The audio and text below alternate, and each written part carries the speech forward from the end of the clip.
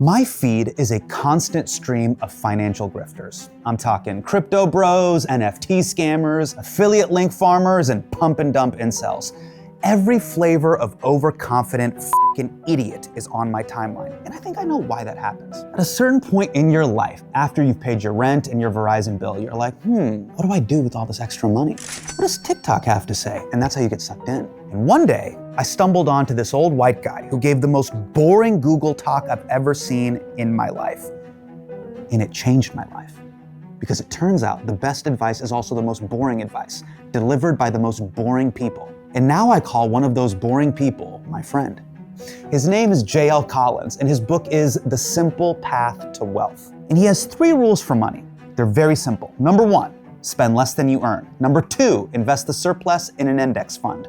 And number 3, avoid debt. As unsexy as all that sounds, for me and a lot of other people, it works.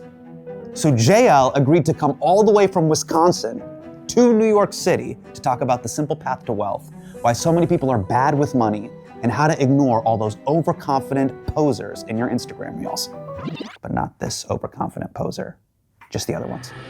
Hurry right away, no delay, stop today. Make your daddy glad you have had such a lad. When I was an up-and-coming comedian, an open micer, I moved to Los Angeles, and the way stand-up comedians make money is the booker will either pay you in cash or you'll get a check. Right. And because I did not have a good relationship with money, I would immediately cash the checks and I would hold the cash. And I'm living with my roommate, Dan, in Los Angeles. We live in downtown Los Angeles. Mm.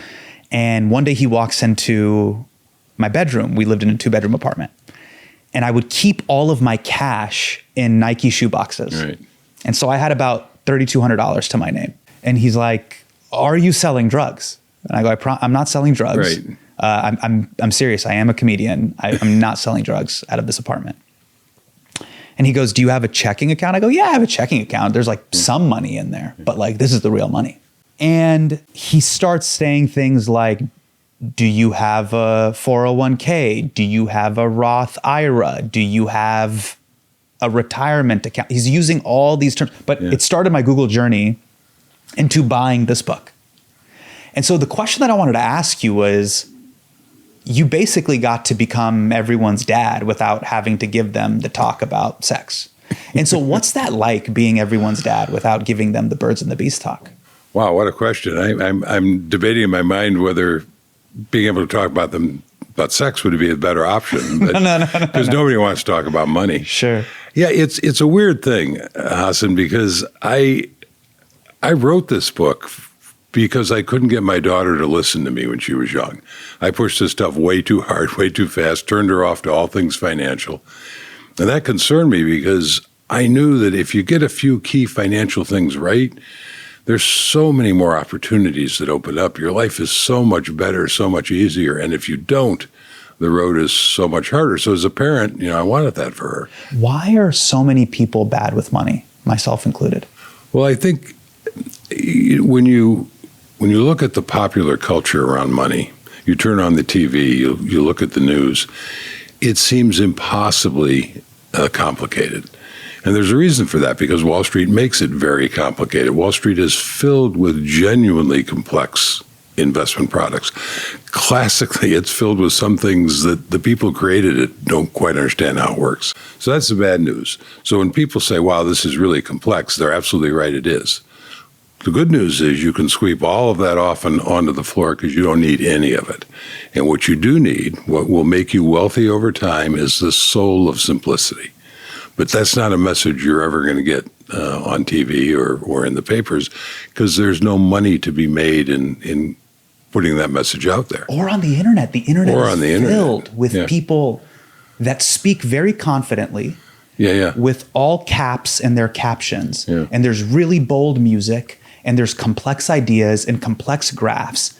And when I look at you in this book, you just wrote one book when there's so many courses you could have sold. There's so many sub-books you could have written about how to become rich. And my question, JL, is why aren't you a grifter? There's a great grift to get in on. And why just Yeah. do one little book like this? You know, it's my mother's fault. Really? Yeah, she instilled a conscience in me. I've cursed her for that ever since. I'd be so much wealthier if she hadn't given me a conscience, but she did. So here we are. When I knew you were for real is in 2018, you gave a Google talk at Google, and a Google employee asked you about investing in Google. Right. Let's take a look. What are your thoughts on holding the Google shares since we're all extremely invested in the success of Google? Well, that's a politically loaded question. Somehow I think I should say, hold Google. But that's actually not my opinion. What was your opinion? And what is your opinion? So my opinion, I can't remember exactly how I said it, but what I said to those people, and it's still my opinion today, is that you never want to hold a large portion of your wealth in any one company. And Google's a great company, and it's still doing great today as far as I know. But all companies have a life cycle. And at some point, Google, as all companies do, will fade. It might happen sooner or later. But my classic example of that is Sears. You know, Sears for 100 years was Amazon and Walmart combined. Sears was the company that said, hey, you know, there are all these people out in rural America who can't get to stores, but we could mail them catalogs. And then they could send us back orders and we could just mail the stuff to them, right? Well, what's that? That's Amazon. That's exactly what Amazon does. You know, and we're going to have these brick and mortar stores. Yeah, and that was that's the Walmart. Sears catalog for those of you that don't know. Right. Sears would print out the internet Right. and staple it together. Right. And it was like this thick. Yeah, and it was filled with products, and Yeah. then they would staple that and mail it to you. Yeah. And then you would circle what parts of the internet you wanted Right. and mail it back to them. Then they would mail you those goods and services. It was the print. And even they would do houses. They had prefab houses they sold at one point. So, and they dominated for 100 years. In 1973, they built what was then the tallest building in the world in Sears Chicago. Tower. Sears Tower, right? Yeah. That was, by the way, the beginning of the end. Now, you'd be hard-pressed to find a Sears store open. In 1973, if you'd said that, well, it was 20, 30 years later, Sears would be gone, people would have laughed at you. But if you've been up in front of a bunch of Sears employees and they asked you, gee, should I have all my net worth in Sears stock? You'd have been pretty controversial saying, no, that's probably not a great idea. When I watched that clip, I was like, Yeah. bootleg John Goodman is either a genius or he's the most genuinely sincere person on planet Earth, and I got to go all in. So I bought the book. I was like, all right. Yeah. You know, I have to share with our audience, so that's not entirely true. What's I that? mean, you bought the book, Sure. but that you went all in at that point. No. Because when you and I got to know each other a little bit, and we started, because I was very intrigued that you were following my work, we had some conversations, and we probably talked for 2 different times for at least 4 hours, and you grilled me. Yes. And I could tell the nature of the questions were, you know, are you for real? Let me ask it another way. Are you for real? Yes. And I guess I passed the test because here we are. And we've become friends. Yeah, this is becoming more psychological, JL, because really, and my staff thinks this as well. I have an amazing team here, but they oftentimes ask me, why are you doing this? Yeah. What happened here? And really what you're looking at, JL, is a broken toy. Someone who wasn't loved or hugged enough and wasn't given proper information. Now, as a trauma response to that, I found humor and the gift of gab and at times lying as a way to get around that. And unfortunately, what that did is it let someone susceptible like me go on the internet and then fill that void with gurus, grifters, and charlatans. That's how I came upon your work. He said, here's a guru, drifter, and charlatan all rolled up into one. And then you happened to be willing to give me your phone number and email, and I got into congressional testimony JL Collins style. But honestly, JL, the core jumping off point of even our initial conversations was around the core principles and the simple path to wealth. Now, I'm not sure if you're aware of this, but it's 2025 and people don't read. So let's break down the basics of your book. What are the 3 rules that are the entire basis of the simple path to wealth? 3 principles are real simple. Avoid debt, live on less than you earn, and invest the surplus. Let's talk about the first rule, spend less than you earn. So you're saying be cheap. No. What are you saying? I'm saying, one of the things that I push back on is this idea of being cheap, or that this path is one of deprivation, right? Yes. I don't see it that way. I never felt that I was depriving myself when I took money that I saved and invested it. What I was doing is spending my money on the single most important thing to me, which was my financial freedom. In my mind, and this is not going to be true for everybody, it's not going to be true for everybody who's listening to us, and that's fine. Everybody has their own decisions to make. But for me, there was nothing money could buy that was more important than my financial freedom, than having of what I thought of at the time as FU money, which gave me the freedom to make bolder choices in my life. There was no car, there was no house, there was no wardrobe, there were no fancy vacations that were more important than that.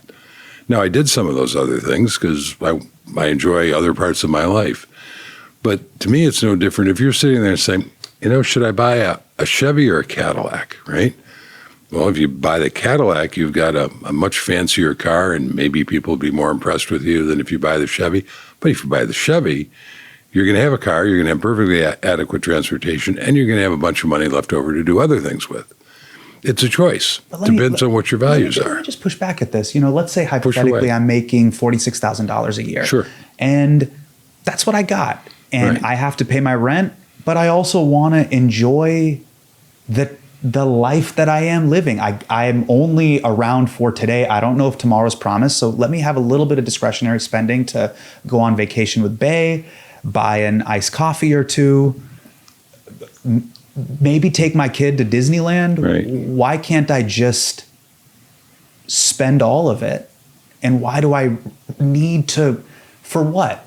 I save an extra $1,800 to put it into some index fund? Why? Why can't I just let me live today? Well, first of all, you can.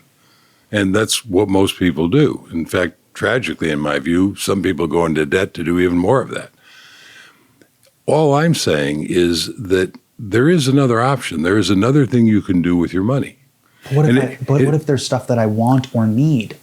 Well, but that's the whole point, is you have to decide what are the things you want and need that are most important to you. Okay, I want a Pokemon original Charizard card that is authentic. Right. That wasn't the fake one that Logan Paul bought during the pandemic, the real one. And it is a original Pokemon certified. You have no idea how card. far out of my wheelhouse you're going, but go ahead. But this is a big deal. You have no idea how real this is. Clearly, I have no idea. Yeah, and I want that. Right. And that's going to cost me quite a bit of money, but I want it. Okay. And it might be more than what I've earned. Okay.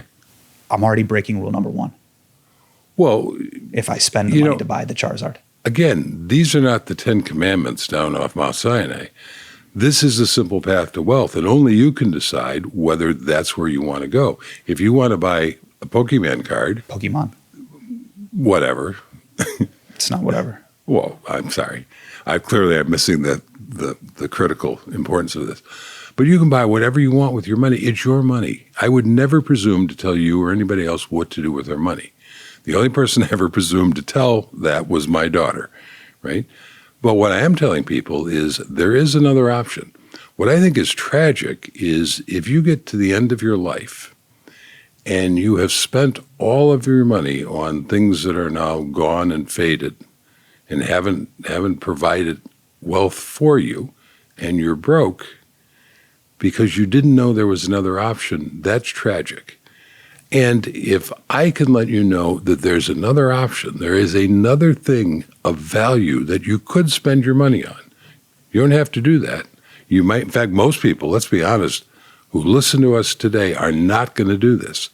That's why people who follow the simple path to wealth and become financially independent, we're unicorns. And we will always be unicorns. It's a rare path to walk. But at least you will know that at the end of your life, that's something you could have chosen. Just like I know I could have bought a Porsche at some point. I've chosen not to for a variety of reasons. But it's not like I didn't know Porsches existed, right? You know, what you just said was a little elitist, JL. Well, I'm a pretty elitist guy. You haven't met my mother. Oh, really? Well, no, but I mean, what you basically said is, hey, I'm going to put you onto the game. I'm going to tell you the rules of how it all works. And I bet you're not even going to follow it. Yeah. I don't see how that's elitist. I think that's the way it is. I am under no illusions that you know, in this FI community financial independent community, right? Or FIRE, which is Financial Independence Retire Early. Financial Independence Retire Early, which is, by the way, that is the wave. People are talking about this like, so that's the interesting thing. And it is, when I first started writing about this stuff back in 2011, it was not the wave. And it certainly has become the wave. But one of the questions that I get a lot in this community, because new people who discover it and for whom it resonates, they get really excited. And they can't, it's like religion almost. They can't believe that if there was anybody out there who was exposed to this truth, that they wouldn't immediately embrace it. Well, I've been around long enough to know that that's not the case. It's not the case with religion, and it's also not the case with the simple path to wealth, right? So I'm under no illusions. I don't think, unlike a lot of people, particularly newbies in the space, who think the whole world's going to go this way. I get questions like, well, JL, what if everybody retires early and nobody's working? What's going to happen to the economy? Well, that might be a problem, but you know what? It's never going to happen. The underlying principle of this, the ability to work for who you want to work for, is this idea of fuck you money. Right. What is financial independence and what is fuck you money? Okay, understand this is my definition. Okay. So I think a lot of people, it's the same thing. It's just different terms for the same concept. For me, financial independence is when you have enough money that it throws off enough money to cover all of your expenses, all of your living costs, and then some, a little bit of a cushion. FU money is what you acquire slowly but surely over time as you take those steps to get to full FI, where you're financially independent. FU money is important because you might not be able to quit your job forever at a certain stage, but if you have enough fuck you money, you can quit your job and take a sabbatical for a while you look at other options. Maybe you were working in a company that you liked and for a boss for whom you respected, and then you got another boss and not so much. Well, now you've got the wherewithal and the economic power to step away. Got it. So fuck you is a cushion. Fuck you is a cushion. Fuck you, I don't got to deal with this shit. Right. I have a little bit of a cushion. Right. It's just like going to the gym, right? You get stronger and stronger. And that's not just for going to the gym, but that makes you more resilient in the real world. You know, if you're walking down and you slip on ice and fall down, well, if you're physically strong, you're less likely to get hurt. The more physically strong you are, the less likely you are to get hurt, right? But every little bit helps. Do you have fuck you money now and full financial independence? I do, yes, and have for a long time. How much money do you have right now? Enough.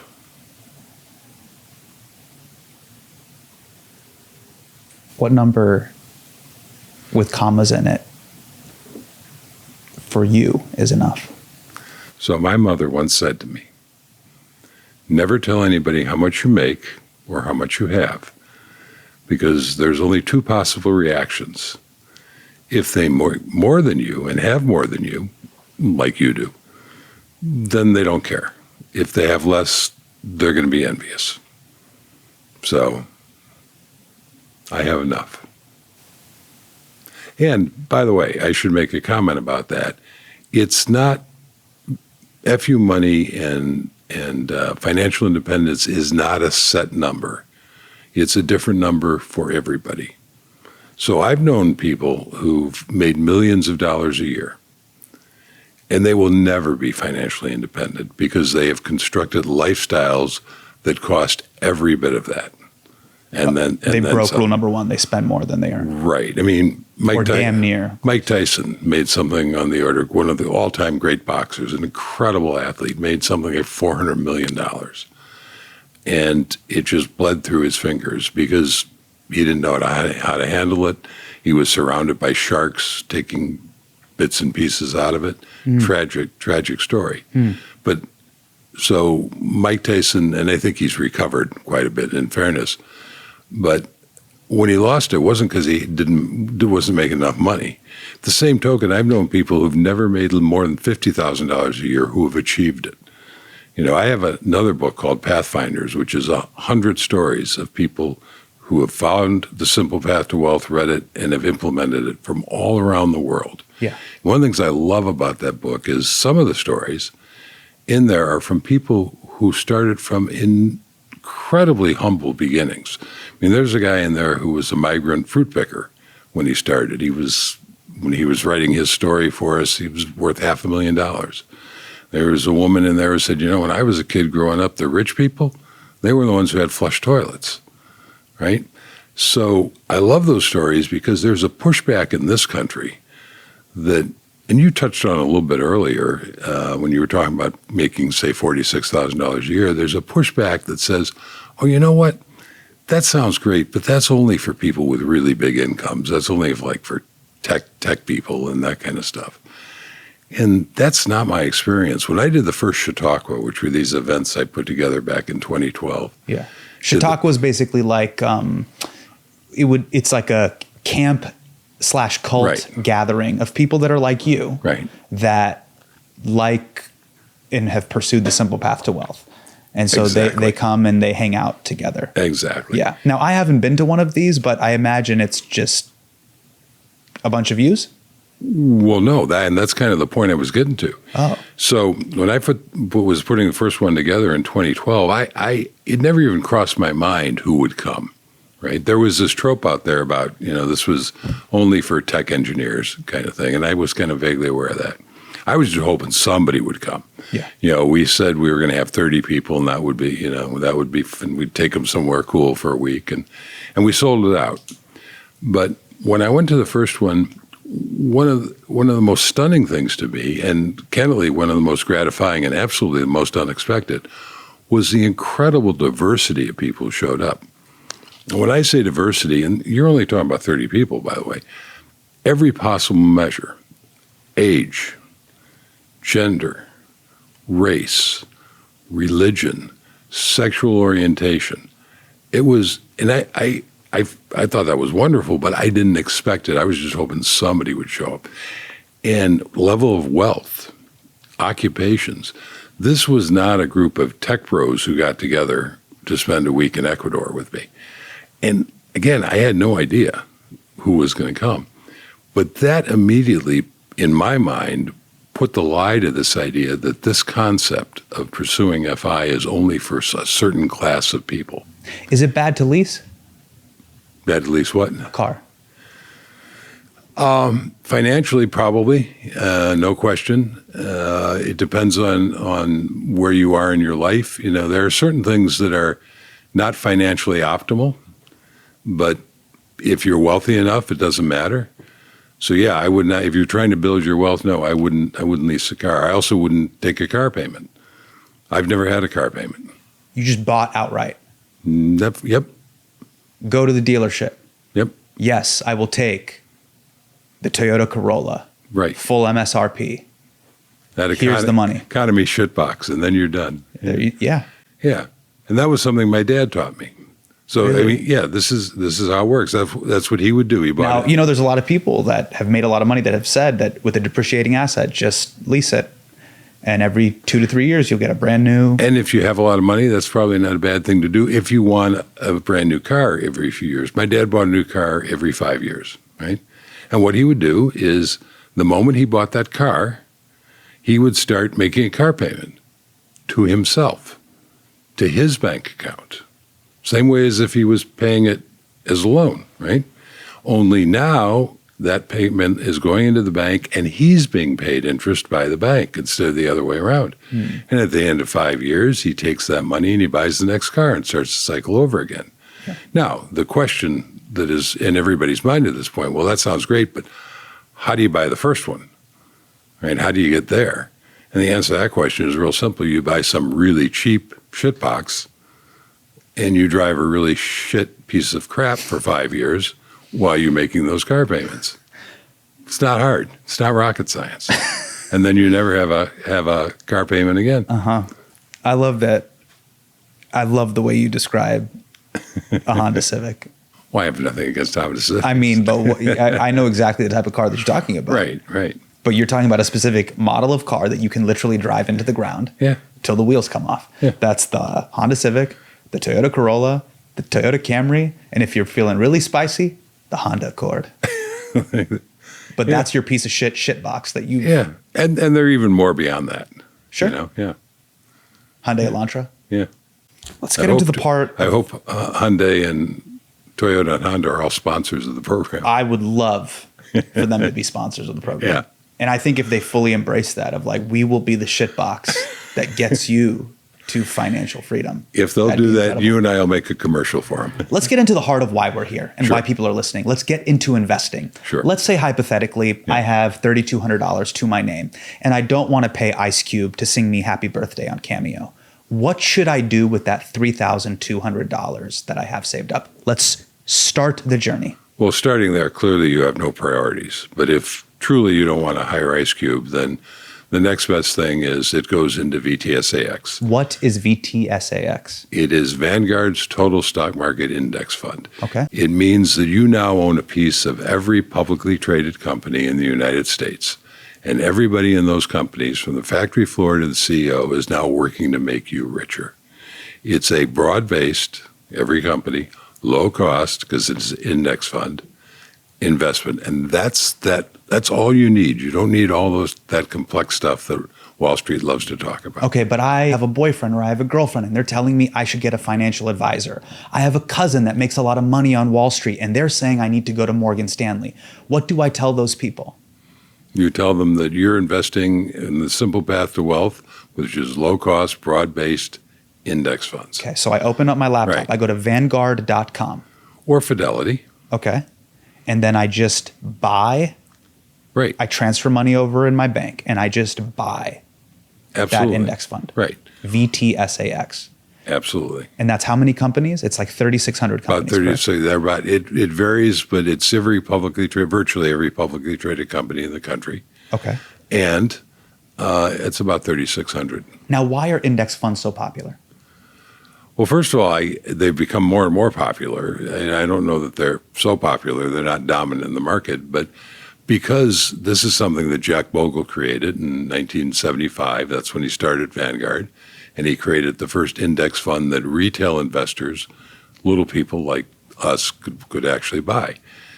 And the idea was that the research had indicated then, and it's been confirmed over the 50 years since, that active management, which is paying someone to try to pick the stocks that are going to outperform out of those 3,600, typically doesn't work, and especially doesn't work over the long term. So research says active managers in a given year, somewhere between 25 and 30% of them will outperform the index. But you go out 5 years, that drops to, 10, 15%. By the time you go out 30 years, it's less than 1%, statistically zero. Okay, so let's talk about this idea, but I just want to double click on that a little bit real quick. Sure.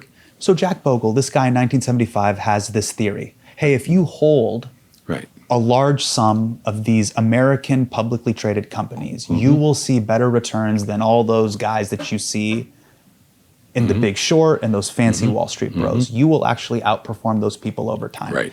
Now, all I got to say to you is this.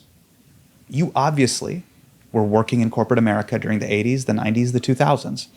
This guy in 1975 has a theory. There's guys right now in 2025 that have a theory. So this Jack Bogle guy, he's your messiah? What made him your messiah? Okay, great question. So 1975, just coincidentally, happens to be the year that I first started investing. And I had never heard then of Jack Bogle or Vanguard or index funds. And I would not have been wise enough to embrace the idea if I'd heard of them. And the reason I know that is because in 1985, 10 years later when I did, I wasn't wise enough then to embrace them. I was an active stock picker. I was buying actively managed mutual funds that were run by active stock pickers. I thought that was the way to go. Right. And it took me another... Active stock picker means a guy in a shirt and tie, and he's buying and trading based on what he sees on the little ticker thing. Or in his sweatpants in his mother's basement today. That's Sure. it's. But he's a smart guy. Sometimes, but they can be exceedingly smart. But it's a game that is almost impossible to win long term. And I played it for a number of years and pretty successfully. One thing you need to understand is, actually, I achieved financial independence being a stock picker, and by extension, buying mutual funds. Let me finish. Buying mutual funds that were run by stock pickers. So it's not like it doesn't work if you do it well. The problem is it takes a lot of effort. Index investing takes virtually zero, and it doesn't work as well. So if I'd embraced indexing in 1975, I would have saved myself a lot of effort, a lot of work, and I would be much further ahead of the game than I am today, even though it worked out pretty well for me. Look, I need to grill you a little bit more. Let's just grill it. Let's put you on skewers right now and let's grill it. Because if this is the moment to hold someone to the fire, it's a man named J.L. Collins who lives in Wisconsin. I'm feeling toasty already. So J.L., well, I mean, just give it to me straight up. What are the returns on VTSAX year to year? What are they? Oh, what a question that is. When I was doing the first edition of The Simple Path to Wealth, which came out in 2016, right? So I'm doing the final touches on 2015. Nice round 40-year period of time since when I started investing in 1975. I thought, I ought to go and look that very thing up. And when I did, I was a little bit horrified because the results said that on average, it had returned over that 40-year period 11.9%. That is a stunningly high number. And it was not a number I was prepared to put in the book and suggest that anybody could rely on for their future planning. But nevertheless, that was what the market returned over that 40-year period. And this, by the way, was not some golden age. I actually wrote a blog post afterwards called Time Machine and the Future Return of Stocks. And the conceit of that blog post is I'm sitting around with some friends in 1975 around the campfire. Somebody says, hey, this guy Jack Bogle just brought out this index fund. I wonder how that's going to work. And I'm like, I'm just back from 2015 in my time machine, and I can tell you exactly what happened. And I go through all the wars, the stagflation, the market crashes, Black Monday in 87, the tech crash, the 08-09 debacle, and everybody around the campfire is like, well, glad you told us that. There's no way we're going to be investing in this index fund, let alone the stock market. And of course, the catch is that, but if you had almost 12% a year, fast forward now with the new edition out, 50 years. Good thing to look up again. 10 years ago, by the way, everybody, including Jack Bogle, was saying, returns have been so good, you got to expect the next decade is going to revert to the mean and maybe expect like 4%. Exactly. It was a great decade. And most people listening to us are aware that it wasn't a smooth, easy decade. It had a lot of challenges, and yet it was strong enough that it pulled that average up over 12% a year for that 50 years. I just don't 12.2%. JL, you got to stop. This is what I don't like. You're just being so calm, and you're telling me everything's going to be okay, and you don't get it. Every morning I check my phone, and things are bad, and you're not embracing that. That's number one, okay? So this kind of like lullaby to sleep is not the energy I need. This book over here with Christopher Robin going to the 100-acre wood, you don't fucking get it. Democracy's at stake. World War III is about to pop off, and the world is about to fucking crumble. That's number one, and you're not embracing that. Number two, want me? No, I don't need you to push back, because really what I'm doing is I'm channeling the energy of every heterosexual man that's in their 20s and 30s. You want me to be happy with a measly 12% on average return when I need to come up now. Look at these returns. If I was dumb and I invested in VTSAX, I get 12%. But look, if 10 years ago, I go all in on the real stuff that makes the world turn. All I do is I hold Feng plus NVIDIA, Meta, Amazon, Apple, Netflix, Google, and NVIDIA. I would have gone up 713%, 873%, 633%. 1,268%. JL, had I put my $3,000 into NVIDIA, I would have gone up 26,209% in 10 years. So fuck you're 12%. JL?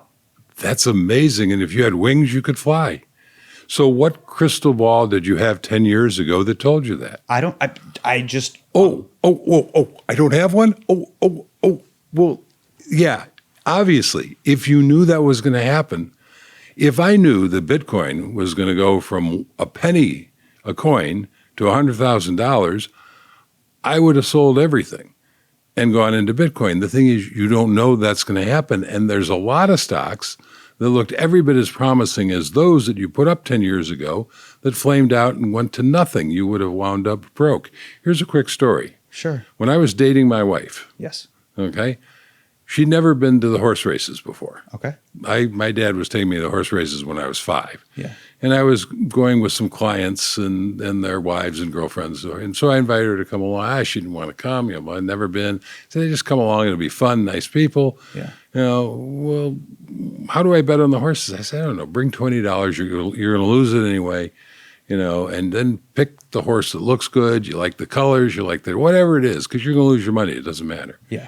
So we go, she looks at the program and she picks this horse randomly, very long odds, like 30 to 1 or something. Got it. But you've already established the premise. Right. Take $20, you're going to lose it, but do it just for the fun. It's got zero chance of winning, this horse, Got right? it. And your beautiful wife, she is having a vibe. She feels like that particular horse is going to win the whole thing. Right. I don't even remember why. Okay. Right. But nevertheless, that's the horse she put her $2 on. I figure, okay, this is going to be her first lesson in reality.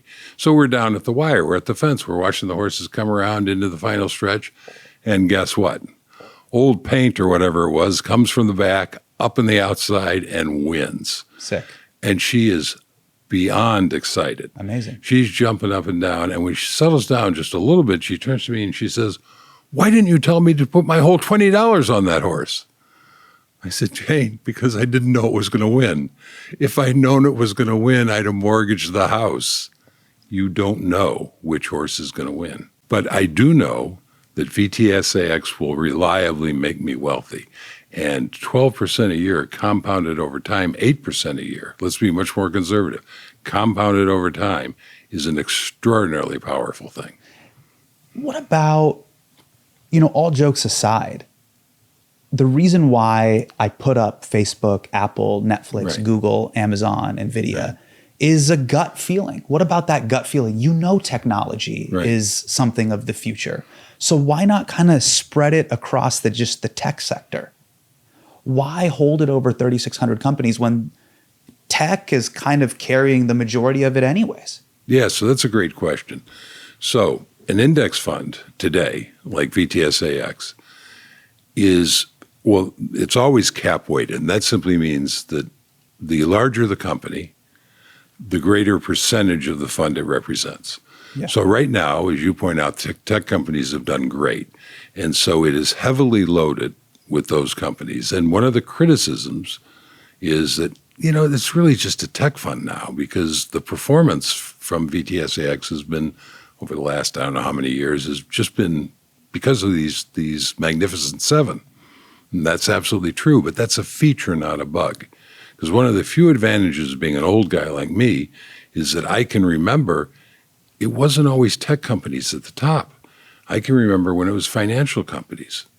I can remember when it was energy companies. I can remember a time when it was consumer staples, because that top sector rotates. I have no idea how long tech is going to dominate. Just like I don't know how long Google is going to be a powerful company. But what I do, and I don't have to worry about it, because if and when it rotates out, I will own whatever comes up to replace it, because that's the beauty of an index fund. It's a process that I call self-cleansing. It applies to the individual companies. So when Sears fell on hard times and rotated out, I didn't have to worry about it, because I already owned the Amazon and the Walmart and what have you that were coming up to replace it. Self-cleansing means as the poorer performing companies fall out of the top they fade away. 3,600. Exactly. And then the top companies now emerge. Right. So you're always holding the leaders of the pack. And here's the rigged part of the game, right? If you have a stock that fades like Sears, what's the worst that can happen? Absolute worst is lose everything, 100%. Yeah. As Amazon comes up, what's the best that can happen? Can it go up 100%? Yeah. 200? Yeah. 300? 1,000? 10,000%? Or as we see with NVIDIA, 26,000. Right. Yeah. So it's, and then you own those regardless. But the problem is you don't know which of those companies is gonna do that, because you don't have that crystal ball we talked about earlier. But you don't have to know, because if you own the index, you'll own them. Well, there's two problems here, which is, number one, I don't have the crystal ball. Nobody does. But number two is I also, because of my internet addiction, I have the memory of an earthworm. But I do see a lot of news stories every day before I kiss my spouse. Right. And one of the things that I've been heavy in both my group chat and the news, is crypto. Bitcoin has had a 82% year over year for the past 10 years. We know what's going on with the US Federal Reserve in the United States. Why not start allocating some serious capital into Bitcoin? So it depends on whether you're a speculator or an investor. Well, in this case, I want to consider myself to be an investor, and I'm asking you, is Bitcoin a good investment? No, it's a speculation. JL, I love you, man, but you're going to get lit up on the internet. You need to not say this. Well, I'm sorry, but you asked me the question. I can only give you the answer I have. So let me explain to you what I mean, right?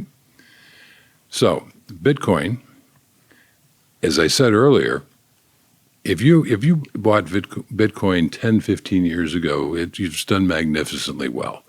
I mean, who wouldn't want that? I wish I'd done that. I didn't, and still haven't, right? But that's not the question. The question is, where does it go from here? It's at 100,000 or somewhere around. Right now we're talking at 100,000. And when I was talking to Du Bois in the group chat, it was at 13,000. Yeah. And look at me. Yeah, but that was then. This is now. So where does it go from now? Well, where does now it go I'm getting from here? made fun of, JL, and that's what you're not understanding. And I live with regret, and they're roasting me. And they have laser eyes and like, you dumbass. Yeah. You're out here podcasting and doing ad reads when you could have gone all in on Bitcoin and 10x'd it. Yeah, I think you've confused me with your psychiatrist. I can't help you with the fact you're being made fun of. All I can tell you is that when you look at Bitcoin, it's a speculation. So it's not a currency. It's way too volatile to be a currency. A currency requires stability. Mm-hmm. That's why inflation is such a bad thing, and deflation for that matter. If you can't rely on a currency having a fairly consistent value, it doesn't work as a medium of exchange for goods and services. And maybe crypto will get there at some point, but right now it's not. Okay. All right. So let me finish the thought. Sure. So it's a speculation in the sense that, like buying gold, like buying exotic cars, collector cars or artwork or anything like that, when you buy crypto, you are saying, I am hoping and expecting that somebody at some point in the future will pay me more for this than I paid for it. In the case of Bitcoin, that's been a pretty good bet, although it's been a very wild ride. Anybody who's actually tracked it, you had to endure some pretty dramatic drawdowns at various points. But nevertheless, that has worked out.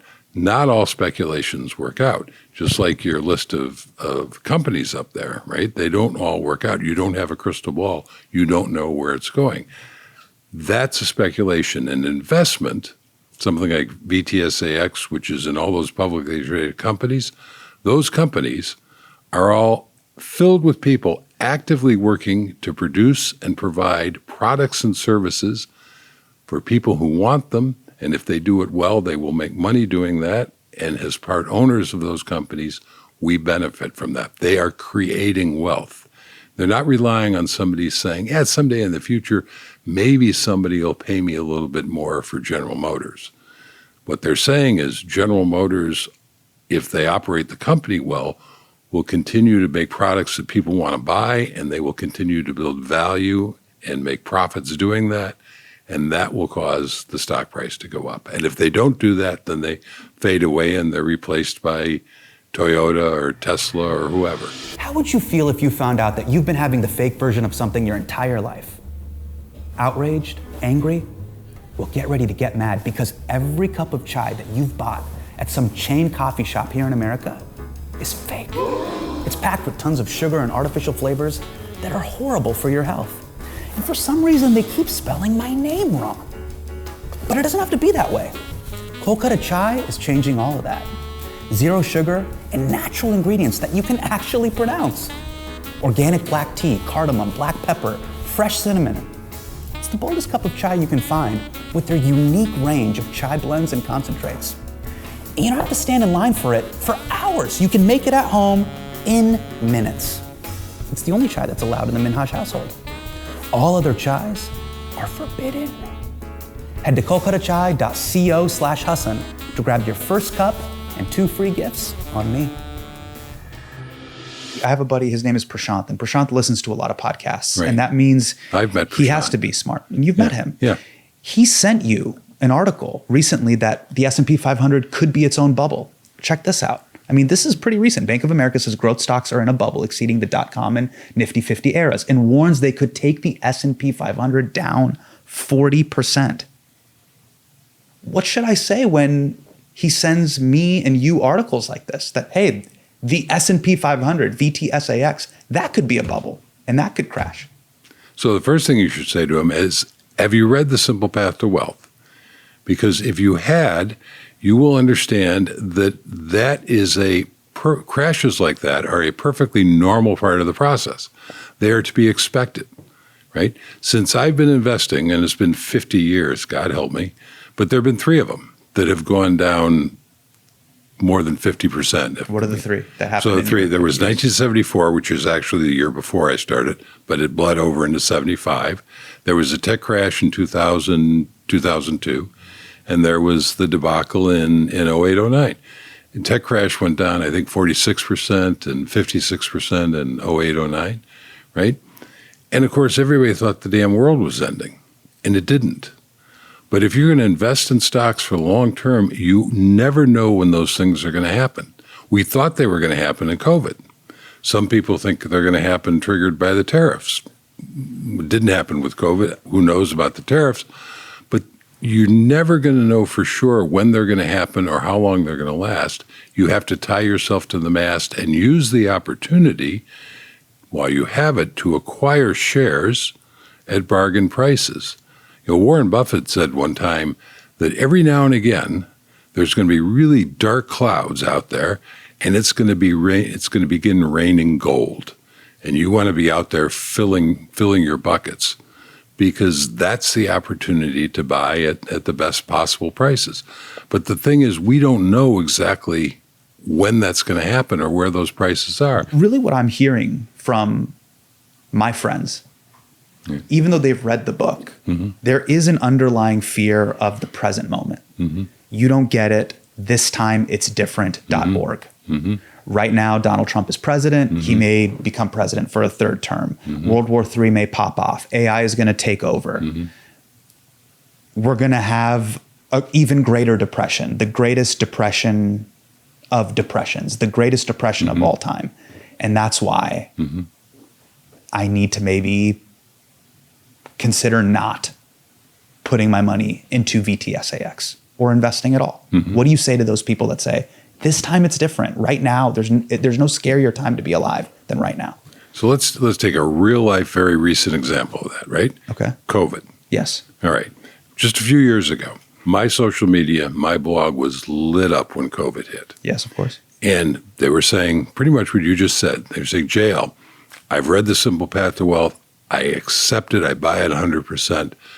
But truly, JL, this time is different. It is different. This time is, people are dying. Airborne virus, killing old people. Yeah, people are dying, right? Yeah. And not only that, but countries are shutting down their economies completely. This time, surely it is different. Right. And what I said then, and I say now, is that yes and no. This time is different because anything that triggers a crash is by definition different. It's especially tragic that people were dying, but it's not different in what the market is going to do. The market is going to react, it's going to panic, it's going to crash, and sometimes this takes, well, in case of COVID, it took a matter of weeks, but more often it takes months or sometimes even years. It turns around and it continues to set record highs. You can look at any chart of the market's performance over 100 years. You can see this. You can see it in the Great Depression. So the trigger is always different, but the pattern is always the same. Now, the next question is going to be, well, JL, what if one day it's not? Yeah. All right. Well, let me finish. Sure. Let's suppose that, COVID killed 1 million people in the U.S. Tragic number, but there are 330 million people in the country. Very small percentage. But let's suppose COVID had been much worse. Let's suppose COVID had been like the Black Death in the Middle Ages.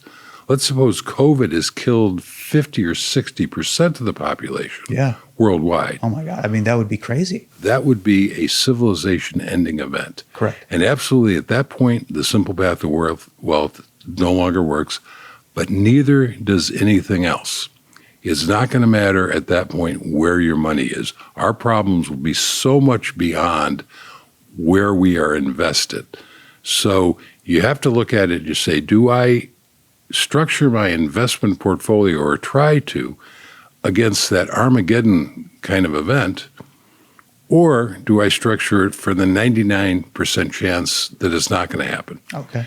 In 1963, I was 13 years old. It was the Cuban Missile Crisis. Yes. As far as we know, the closest we've ever come to a nuclear war, civilization-ending event. The U.S. and the Soviet Union start throwing nukes at each other, it's game over. Nothing financial is going to work at this point. At the time, as young as I was, there were two commentators on TV, and the one guy was saying, this really looks like it's going to happen, and I'm getting out of the damn market. It's going to be terrible.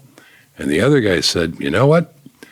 I don't know, but I'm buying. And the reason I'm buying is because prices are down, and if they start throwing the nukes, if that happens, then it doesn't matter. Got it. If they don't, the market's going to recover and go to great heights. What's interesting is that I've felt that before too. Let's talk about that guy, the guy who goes, I'm buying the dip. Yeah. So what if I just time my life that way? Oh, it's down, let me dive in. Yeah. Then when it's up and sky high, I'm out, I'll sell. Yeah. Right? Oh, and then let it dip again. So almost play double Dutch. Oh, wow. What a great idea. Why didn't I think of that? So here's the problem. How far is down? I know when it says it's crashed. Dozens of percentage points on the news. Yeah, but when does it turn around? How high is up? Right? I mean, the problem is you don't know that. So let's look at COVID again, right?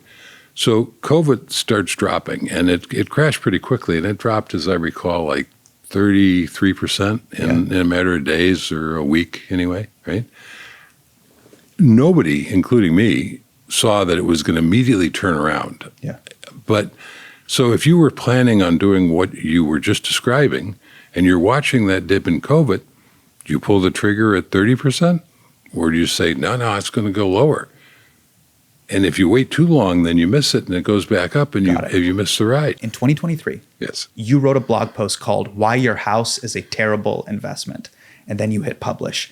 Half the internet turned on you. Two questions. Number one, why do people get so worked up about this issue? And number two, why is my house a terrible investment? So actually, I wrote that post originally in 2015, and the team updated it in 2023, I guess. But your house is a terrible investment because it's basically is not an investment, right? You shouldn't think of your house as an investment. Sometimes it works out, it goes up in value, but it's a place to live. It's a lifestyle choice, right? So you need to separate in your mind what an investment is and what a house is. So, when you invest in a house, you're taking on enormous expenses. You've got your mortgage, which everybody thinks of, and they say, I can buy this house and the mortgage is no more than my rent. And they're forgetting conveniently about, there's real estate taxes, right? And then there's all the maintenance and repairs on it. And you're going to buy the house and not remodel the kitchen? You're never going to remodel the kitchen in your apartment, but very few people buy a house and don't start immediately changing it. You're going to buy furniture for it. You're going to buy appliances for it. It's never ending. And all that's fine. Monies can be used for a lot of things. I've owned houses most of my adult life. I'm not saying don't own a house. I'm saying don't confuse yourself thinking it's an investment. Your house and my house are both actively trying to return to dust in the earth, right? And we have to spend copious amounts of time and money preventing that from happening. But what about, I'm building equity. Why should I give that money to a bank? And what about the idea that, what are you telling millennials to do? Just own nothing? Millennials and Zoomers should own nothing and let BlackRock have all that money? Oh, I'm not saying you should own nothing. I'm saying you should own assets. You should own VTSAX. You know, my daughter. You really believe you're telling everybody on the internet right now that's my age or younger, VTSAX and rent? Yes. And that's what I tell my daughter. And that's what she's doing. She's in her early 30s. She just quit her corporate job last fall. I don't know if that's permanent or if it's just a temporary hiatus, but she at least has fuck you money the way we defined it earlier, that she can make that kind of bold decision, because she didn't make any silly decisions like buying a house and becoming house poor and being dependent on a paycheck to pay for all of those things. So yeah, building wealth is your key goal. Then no, owning a house is not going to contribute to that. If, on the other hand, you want to own a house because it'll provide a certain lifestyle that you find desirable, maybe a yard for your kids or whatever, then that's great. That's a lifestyle decision. It's not a financial decision. Don't confuse yourself. I want to close this out with a very simple story that you open the book with. It's the parable of the monk and the minister. Right. I think there's no better way to end this conversation Right. than with that parable. Yeah. Can you take me through that Sure. just to refresh me and the audience? What is the parable of the monk and the minister, and why is that so important given everything we've talked about? Yeah, and given our conversation, I think it's a great one to end on, and I didn't know that's where you were going to go. So the parable basically says, they're two boyhood friends, and years later, they've lost touch, and they meet on the road. And one of them has become a humble monk, and the other has become a very rich and powerful minister to the king. And they're catching up, old times and what have you. And while they're having this conversation, the minister, the king, is feeling kind of bad for his humble monk friend and his tattered robes and his begging bowl. And at one point, trying to help, he says to him, if you could learn to cater to the king, you wouldn't have to live on rice and beans. To which the monk replies, if you could learn to live on rice and beans, you wouldn't have to cater to the king. And that's the spectrum. And I think there's a lot of life satisfaction and power, frankly, in being closer to the monk than the minister. JL, money and finances have been something that were oftentimes fear-inducing and very painful for me growing up. And I happened to learn about you through this amazing book. And it felt like when I was reading your book, you became my friend. And then I got to be your friend in real life. So I just wanted to say thank you so much for writing this book and being my internet friend and now my real life friend. Well, thank you, Hasan, for having me on the show. I've really looked forward to this, and I am honored to be your friend as well. It's wonderful to have you in my life. Thank you so much for doing this. Yeah, my pleasure. Anytime. Man, you're tough. JL Collins, ladies and gentlemen. Holy shit, I feel like I've been beaten with sticks. All